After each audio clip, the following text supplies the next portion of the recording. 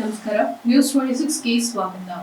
ದೇಶ ಅಭಿವೃದ್ಧಿ ಪಥದಲ್ಲಿ ಸಾಗಬೇಕಾದ್ರೆ ಶಿಕ್ಷಣಕ್ಕೆ ಹೆಚ್ಚು ಒತ್ತು ನೀಡಬೇಕು ಎಂದು ಕೆಎಸ್ಆರ್ಟಿಸಿ ನಿಗಮ ಮಂಡಳಿ ಅಧ್ಯಕ್ಷ ಹಾಗೂ ಶಾಸಕ ಎಸ್ಆರ್ ಶ್ರೀನಿವಾಸ್ ತಿಳಿಸಿದ್ದಾರೆ. ತಾಲೂಕಿನ ಹುದಲೂರು ಗ್ರಾಮದ ಸರ್ಕಾರಿ ಶಾಲೆ ನೂತನ ಕಟ್ಟಡ ಉದ್ಘಾಟನೆ ಹಾಗೂ ಹಳೆ ವಿದ್ಯಾರ್ಥಿಗಳಿಂದ ಗುರುವಂದನಾ ಕಾರ್ಯಕ್ರಮವನ್ನು ಉದ್ಘಾಟಿಸಿ ಮಾತನಾಡಿದ ಅವರು, ಶೈಕ್ಷಣಿಕವಾಗಿ ಎಲ್ಲಾ ವಿದ್ಯಾವಂತರಾದರೆ ಉತ್ತಮ ಸಮಾಜವನ್ನ ಕಟ್ಟಬಹುದು. ಶಿಕ್ಷಣಕ್ಕೆ ಹೆಚ್ಚು ಒತ್ತು ನೀಡಿದ ದೇಶ ಮಾತ್ರ ಅಭಿವೃದ್ಧಿ ಹೊಂದಲು ಸಾಧ್ಯ ಅಂತ ತಿಳಿಸಿದರು. ಉತ್ತಮ ವಾತಾವರಣದಲ್ಲಿ ಗುಣಮಟ್ಟದ ಶಿಕ್ಷಣ ಸರ್ಕಾರಿ ಶಾಲೆಯಲ್ಲಿ ಸಿಗ್ತದೆ. ಪೋಷಕರು ಮಕ್ಕಳನ್ನ ಸರ್ಕಾರಿ ಶಾಲೆಗಳಿಗೆ ಕಳಿಸಬೇಕು, ಅವರಿಗೆ ಶಿಕ್ಷಣವನ್ನ ಕೊಡಿಸಬೇಕು ಅಂತ ತಿಳಿಸಿದ್ರು. ಕೆಎಸ್ಎಸ್ ಅಧಿಕಾರಿ ಸೋಮಶೇಖರ್ ಮಾತನಾಡಿ, ನಾವು ಹುಟ್ಟಿದ ಊರಿಗೆ ಏನಾದರೂ ಸಹಕಾರ ಮಾಡಬೇಕಂತ ಶಾಲೆಯನ್ನ ದತ್ತು ತೆಗೆದುಕೊಂಡು ಗ್ರಾಮ ಪಂಚಾಯಿತಿ ಗ್ರಾಮಸ್ಥರ ಸಹಕಾರದಿಂದ ಅಭಿವೃದ್ಧಿ ಮಾಡಲು ಮುಂದಾಗಿದ್ದೇವೆ. ಪ್ರತಿ ಗ್ರಾಮದಲ್ಲೂ ಸಹ ಇಂತಹ ಸರ್ಕಾರಿ ಶಾಲೆಯ ಕಟ್ಟಡಗಳನ್ನ ಉಳಿಸುವುದಕ್ಕೆ ನಾವೆಲ್ಲರೂ ಬದ್ಧರಾಗಬೇಕು. ಇದರಿಂದ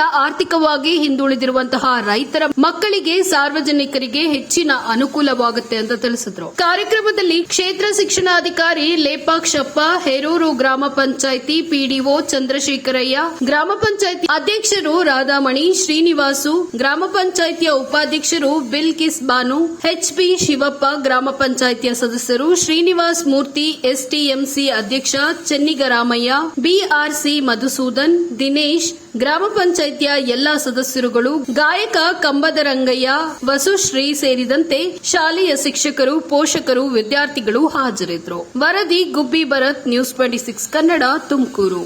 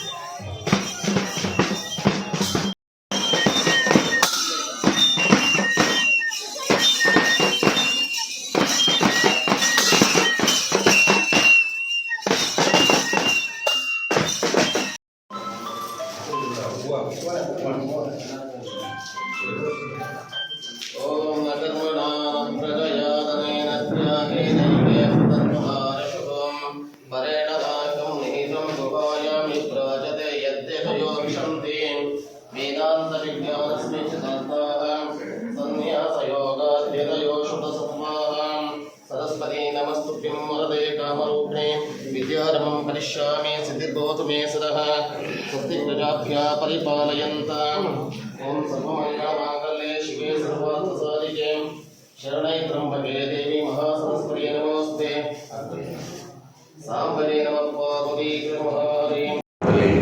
ಪ್ಲಾನಿಂಗ್ ಮಿನಿಸ್ಟ್ರಿಗೆ ಪ್ರೈವೇಟ್ ಸೆಕ್ರೆಟರಿ ಕೆಲಸ ಮಾಡ್ತಾ ಇದ್ದೀನಿ. Senior KS officer. ನಾನು ನಮ್ಮ ಊರು ಮೊದಲೂರು ಗುಬ್ಬಿ ತಾಲೂಕು ಗ್ರಾಮ ಇದು.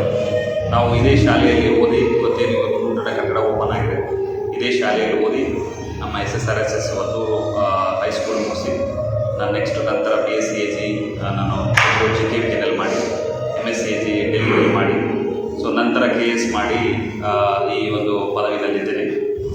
ಇದೊಂದು ವಿಶೇಷ ಏನು ಅಂದರೆ, ನಮ್ಮೂರಲ್ಲಿ ಸ್ಕೂಲ್ಗಳ ಬಗ್ಗೆ ಒಂದು ವಿಶೇಷ ಕಾಳಜಿ ನಮಗೆ ಯಾವಾಗಲೂ ಬರುತ್ತೆ. ಯಾಕೆಂದರೆ ನಾವು ಈ ಸ್ಥಾನಕ್ಕೆ ಬರಬೇಕು ಅಂದರೆ ನಮ್ಮ ಈ ಸ್ಕೂಲು ಮತ್ತು ನಮ್ಮ ಶಿಕ್ಷಕರು ಭಾಳ ಇಂಪಾರ್ಟೆಂಟ್.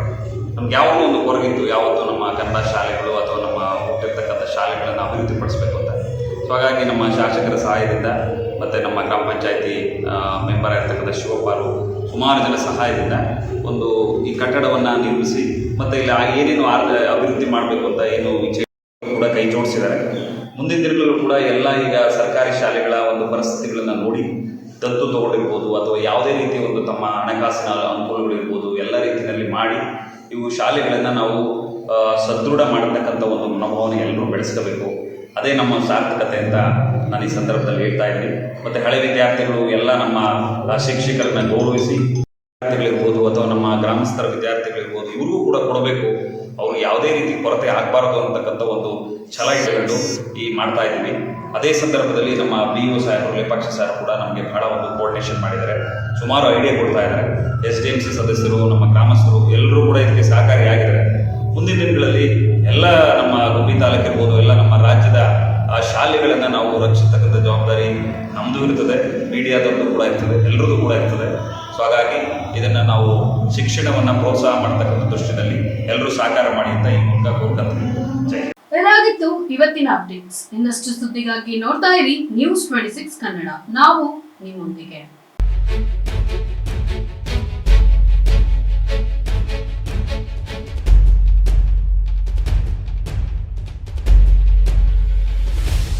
ಇದಾಗಿತ್ತು ಈ ಹೊತ್ತಿನ ವಿಶೇಷ.